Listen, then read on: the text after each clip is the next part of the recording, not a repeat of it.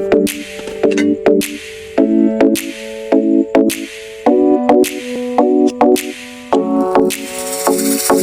today's eksena guys, samahan nyo akong magluto ng special homemade biryani dito sa Pilipinas.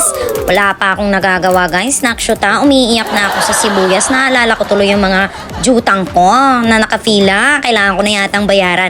Well anyway, samahan nyo muna ako mag-prepare ng ating kakailanganing sangkap sa pagluluto. Let's go!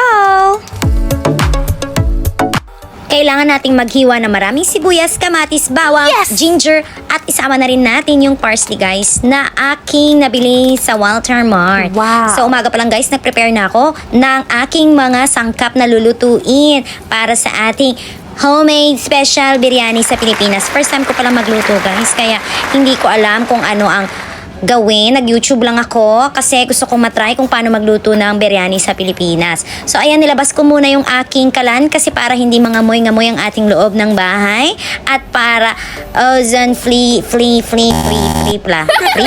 Bahala na kayo mga person kung ano yung gusto nyo. Nagbabad na pala ako ng bigas dyan para mamaya malambot na pag isinalang na natin. So ayan na pala mga person. Hiwa ko na lahat ng mga sangkap na kakailanganin natin. Ano ba yan? Nabubulol na ako. So ayan, buksan muna natin ang ating kalan at magsimula na tayong mag-isa. So sisimulan natin sa sibuyas na ating hiniwa na bonggang-bonggang napakarami at sunod na natin yung ating luya at ating bawang. Magtabi tayo ng konti mga person kasi iyan ay ipagtatapping sa atin mamaya. Susunod na natin yung kamatis at saka sili. Halu-haluin lang natin ng konti para mahalo ng mabuti ang mga lasa. Nagdala pala ako ng mga sangkap galing outer space at saka mga special spices na nilalagay sa biryani.